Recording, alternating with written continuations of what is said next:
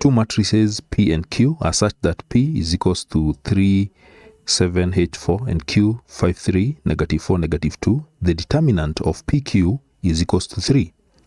Part A, 1. Determine the value of H. Determine the value of H. Now, you already given the determinant of these matrix PQ, and you have matrix P and Q. So you need to get the product. PQ means you get the product of matrix P and Q. So you multiply them.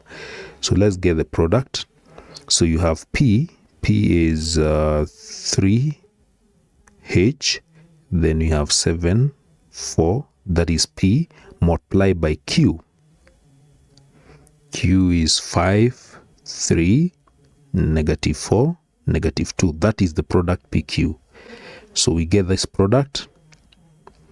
So kindly ensure before you solve this question, you are familiar and conversant with the way you're supposed to multiply a 2 by 2 matrix. How you multiply the rows and the columns. So you have, for example, the first row, the first column. These matrices are compatible. For the first element here, you get 36.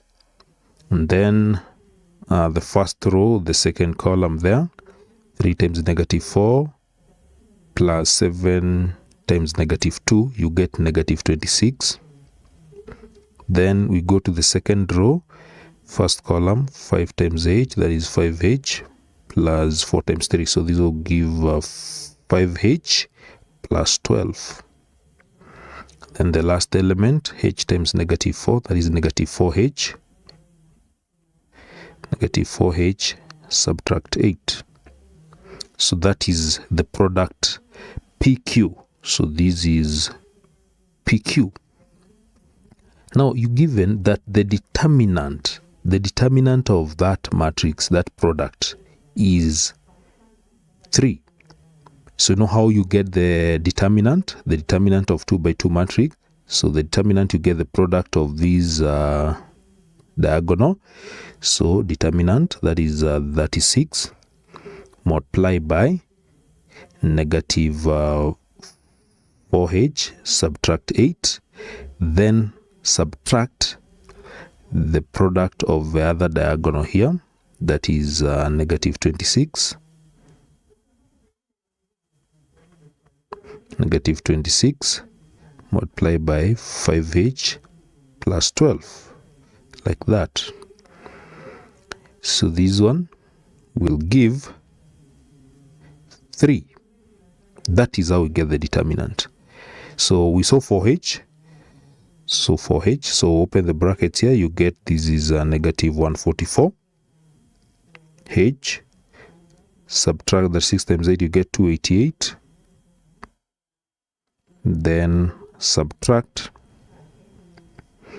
this is negative 26, this will give negative 130. H, then this one will give negative 312 is equals to 3. Continue. So this is negative 144H, subtract 288. Then open the bracket here, you get 130H plus, you need to be very careful when you're opening the bracket. These negatives, when you multiply them, they'll give you positive. 312 is equals to 3. So like terms together. So you have negative 144H plus 130H, that will give negative 14H. Negative 14H, then negative 288 plus 312, that will give positive 24, is equals to 3. So when you work out H here, you'll get H as these will give negative to be positive, because you get negative 21 divided by 14. So H will give 3/2, but you simplify this and leave it as 1.5. So H is 1.5. Part 2, find the inverse of P inverse. That is the inverse of P raised to power -1. So let's go to P. The matrix P is here. 3H, H is 1.5, we already got that. And then we have 7, 4. So we need to get the inverse of this matrix. Just to remind us, if you have a general matrix, let's say A, B, C, D, 2 by 2 matrix, how do you get the inverse? The inverse of this kind of a matrix is given by 1 divided by the determinant of that matrix, and then you know how you're supposed to interchange these values. So you have D minus B, then minus C, A. So look at the way these are diagonals. So the elements in these diagonal here, they are interchanged, these, and then for the other diagonal, they actually change the signs. So this is what is going to guide us. In case you have any 2 by 2 matrix, that is how you get the inverse. So we start by getting the determinant. So we get the determinant of this matrix. We get the product of this diagonal. This is 3 multiplied by 4. Subtract the product of these, 7 times 1.5. So this will give the determinant to be 12. Subtract 10.5. And this will give 1.5. That will give 1.5. So that is the determinant. So now the inverse of P, will be given by 1 divided by the determinant. And then look at the way we change the elements here for A, B, C, D. So these will be 7, -4. No, not 7, -4, sorry. So just change the elements there. Look at A, B, C. So, and look how we did it. So this one will be 4, -7. Like that. Then -1.5. -1.5, 3. We're being guided by whatever I gave you there. If you have a matrix A, B, C, D, how do you get the inverse of that?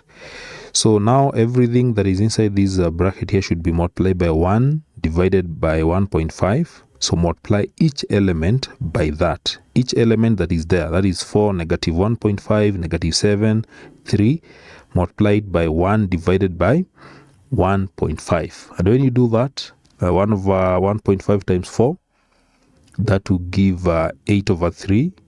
Because you can change these 1.5 to be 3 over 2. Then 1 over 1.5 times -7, that will give -14 over 3.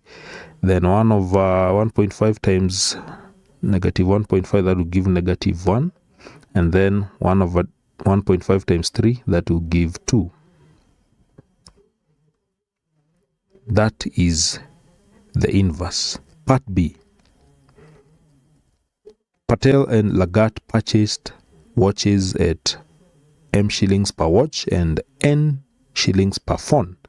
Patel purchased 12 watches and 28 phones for 24,600. Lagat purchased 15 watches and 40 phones for 34,500. 1. Form 2 equations in M and N. So we start with Patel.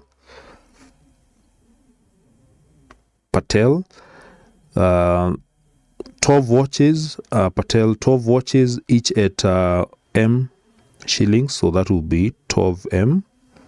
Like that. 12M.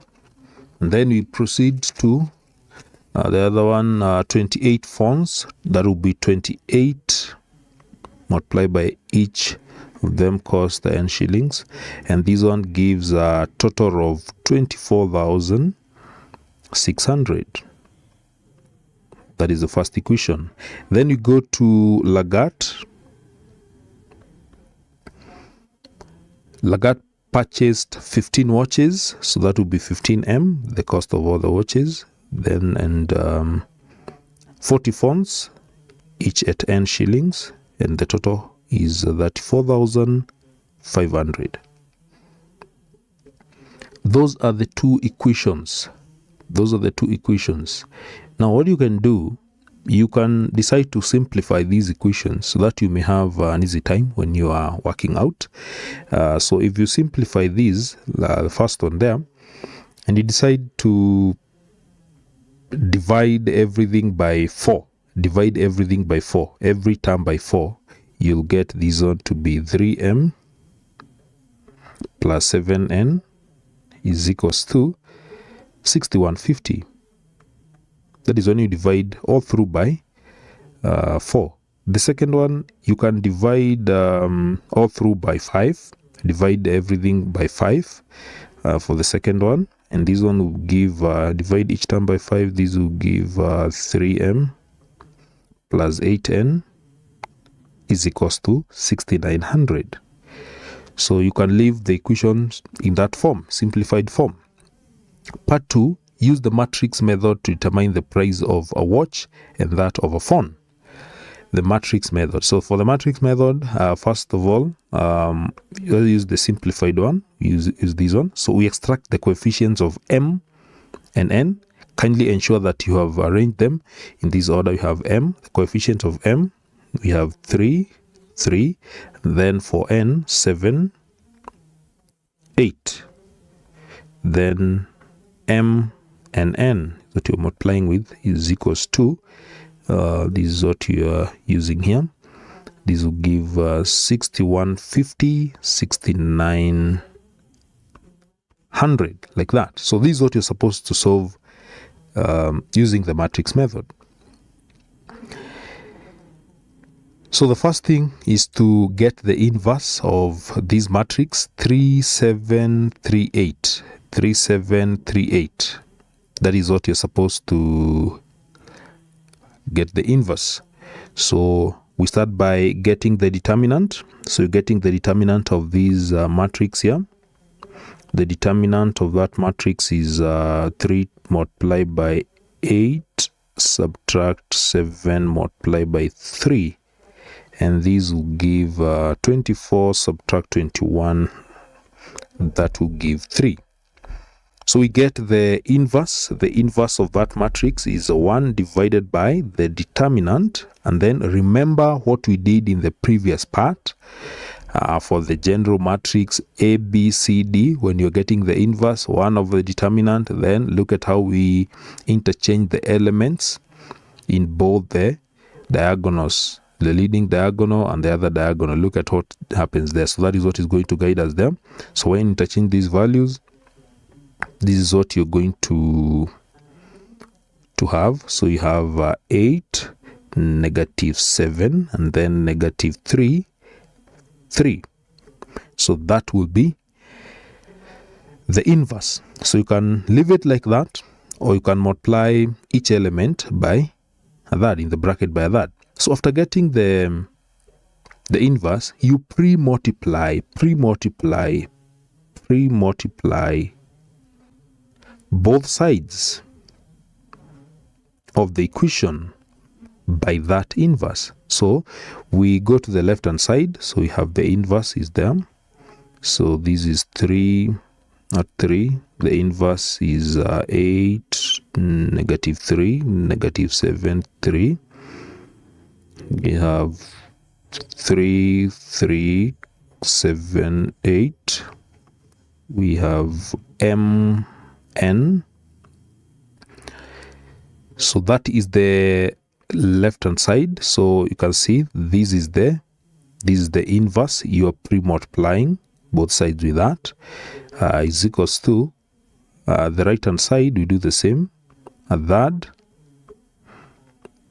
8, negative 3, negative 7, 3 of 6150, 6900, like that.